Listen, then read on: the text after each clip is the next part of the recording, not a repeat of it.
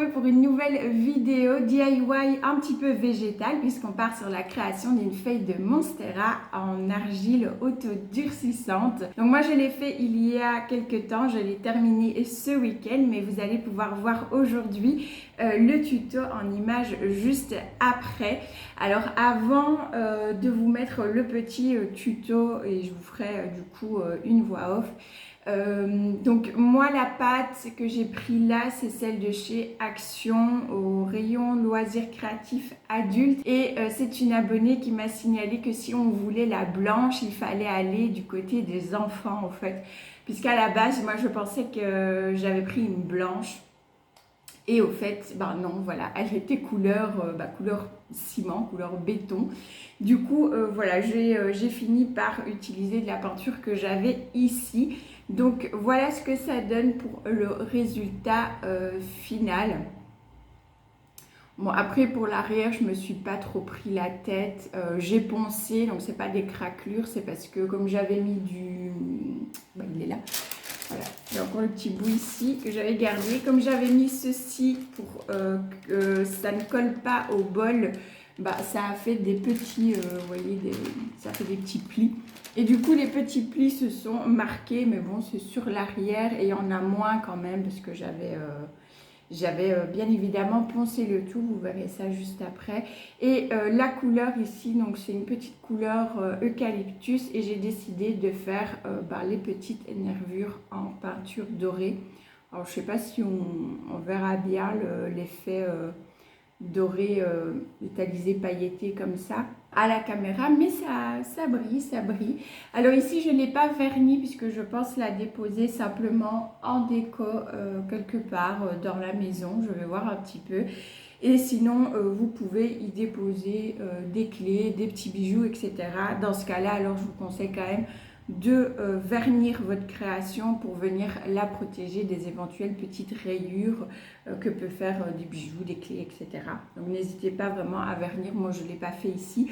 Peut-être que je le ferai plus tard si je l'utilise pour autre chose, parce que voilà, il y aura peut-être quelques aménagements futurs, on verra un petit peu comment va se dérouler déjà cette année, on va pas... voilà, je ne veux pas trop dire de choses parce que je ne sais pas du tout comment cette année va se passer. S'il y a ces petits aménagements dans la maison, je l'utiliserai peut-être alors pour une certaine chose. Donc je vous montrerai en temps voulu si c'est le cas. Et là du coup je vernirai, mais pour l'instant voilà, je vais plutôt la laisser en petite décoration. Et puis je vais voir un petit peu du coup où est-ce que je vais la déposer. Peut-être que je la déposerai quelque part ici, au fait, sur le rebord de cheminée. Je ne sais pas si on peut dire ça comme ça. Enfin, là, au niveau de la cheminée. Je vais voir un petit peu. Donc, je vais vous laisser du coup avec le tuto et je vais repasser en voix off et puis on se retrouve juste après. Hello, on est parti pour le tuto. Donc il va vous falloir une pâte autodurcissante, de l'argile, un petit gabarit, de la peinture et puis j'ai pas filmé mais de quoi découper aussi. Commence par malaxer un petit peu la pâte pour la ramollir et que ce soit plus facile à travailler. Ensuite je viens l'étaler avec mon rouleau.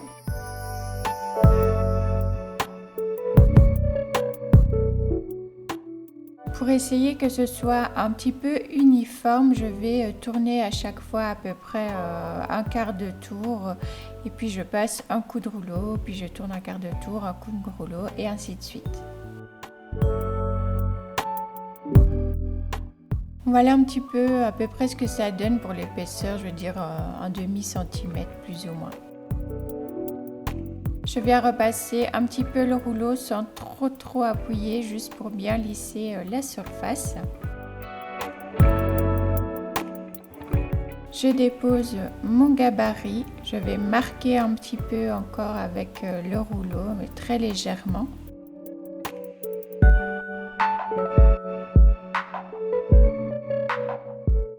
Et puis c'est parti pour le découpage. Je vais d'abord vraiment venir faire le tour de la forme entière pour retirer un maximum de pâte. Et ensuite je vais passer à l'intérieur le plus délicat. Donc j'y vais doucement et je vais m'aider de mon petit scalpel pour retirer l'excédent de pâte.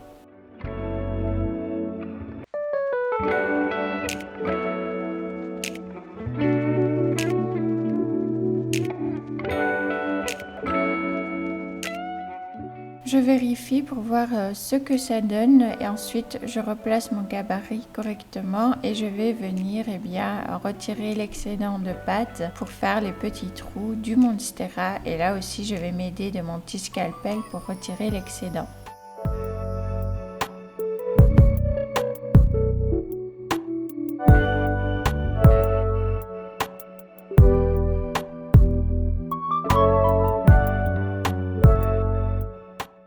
Une fois que c'est fait, je retire le gabarit et je viens finaliser un petit peu le tout pour vraiment donner la forme que je souhaite. Ensuite, vous aurez besoin d'un petit peu d'eau pour venir lisser le tout. Donc vraiment venir lisser tous les bords, la surface, les côtés, les entrefeuilles, on va dire ça comme ça. Vous voyez que j'utilise simplement mon doigt. Et pour les endroits où je ne peux pas passer avec le doigt, eh bien je vais utiliser ce qu'on appelle un petit dotting tool. Normalement, c'est fait soit pour les loisirs créatifs, soit pour le nail art. Moi, je l'utilise pour mes loisirs créatifs. Donc je viens l'humidifier et passer dans les petits trous, dans les interstices entre chaque feuille pour venir lisser au maximum.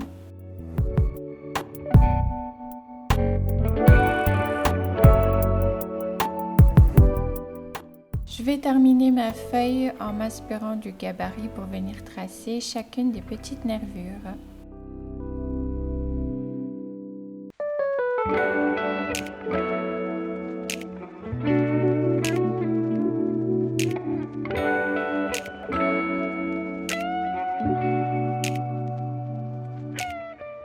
Ensuite, vous venez disposer votre feuille de monstera terminée sur un bol, une coupelle, quelque chose où vous allez pouvoir la disposer de façon à ce qu'elle soit incurvée une fois qu'elle aura séché pour donner justement cet aspect de petite coupelle. Une fois que ça vous convient, vous n'avez plus qu'à laisser sécher quelques jours.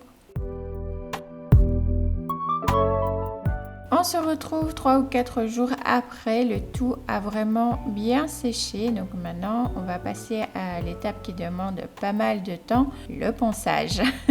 Ici, j'ai utilisé un papier de 180 pour venir poncer le tout. Donc j'ai commencé par les bords, ensuite les faces. Vraiment, ça a pris quand même pas mal de temps.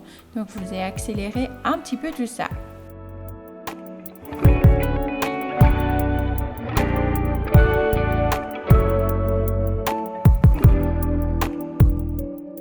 Une fois que j'avais enfin terminé, je suis venue frotter le tout, donc d'abord à sec, ensuite avec le chiffon très légèrement humidifié et j'ai également utilisé ce petit pinceau éventail pour m'aider à retirer toute la poussière du ponçage correctement.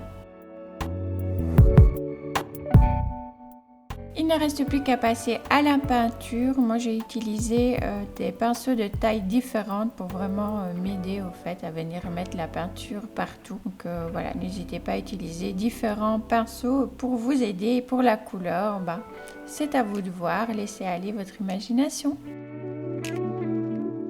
Une fois que la couleur de base était terminée, j'avais envie de venir souligner les nervures et du coup, j'ai utilisé une petite peinture dorée.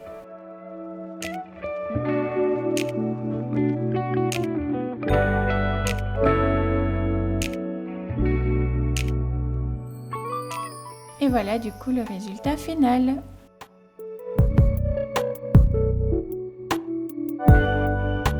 On se retrouve après le tuto et j'espère que ça vous aura plu. Moi j'ai pris vraiment plaisir parce que j'adore, je pense que vous commencez à me connaître maintenant J'aime beaucoup créer toutes sortes de choses.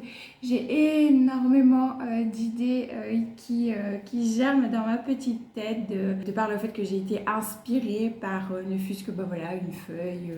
C'est pourquoi j'ai voulu faire une feuille de Monstera, tout simplement parce que mon Monstera est en train de faire une nouvelle feuille. Et voilà, du coup je me suis dit mais pourquoi pas faire un petit vide-poche, porte-bijoux, petite déco en forme de feuille de Monstera. Donc voilà, c'est vraiment des idées comme ça qui viennent aussi par rapport à de l'inspiration, soit de mes propres plantes, soit de choses que je vais voir et ça va m'inspirer pour détourner, le faire d'une autre façon ou alors dans la nature, voilà une forme de feuille, etc. que je trouve très jolie. Je me dis ça, dans telle ou telle création, ça pourrait être sympa. Donc voilà, j'ai vraiment plein d'idées comme ça, végétales, florales, etc. autour du végétal, hein, voilà, qui germent un petit peu. Donc voilà, si j'ai l'occasion d'en faire, je le ferai avec vous du coup en vidéo aussi de temps en temps pour vous montrer, parce que je sais que vous aimez plutôt bien les DIY, etc. Et les créations, vous avez été nombreuses à me parler des vôtres, à me dire les dernières créations que vous aviez fait. Il y en a qui m'en envoient aussi via Instagram des photos de leurs dernières créations. Et franchement, j'adore ça. N'hésitez pas, vraiment, vous ne me dérangez pas. Je dis toujours, je réponds quand je réponds. J'essaie en général de répondre quand même le plus rapidement possible. Mais voilà, si je ne vous réponds pas dans l'immédiat, c'est tout simplement que je suis occupée par la vraie vie. Mais je finirai toujours par vous répondre. En général, je réponds le même jour. C'est très rare quand je réponds le lendemain ou 2 jours après. Mais voilà, il ne faut vraiment pas hésiter si vous avez envie, hein, bien sûr, mais si vous avez envie de m'envoyer des photos de vos dernières créations, de ce que vous avez fait, n'hésitez surtout pas parce que j'adore voir ce que vous faites aussi chez vous à la maison.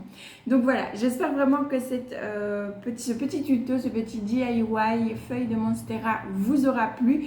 Si vous en faites chez vous à la maison, n'hésitez pas à m'envoyer les photos via Instagram. Je serai trop contente de voir vos créations et je pourrais du coup les repartager aussi en story. Donc n'hésitez surtout pas à m'envoyer tout ça.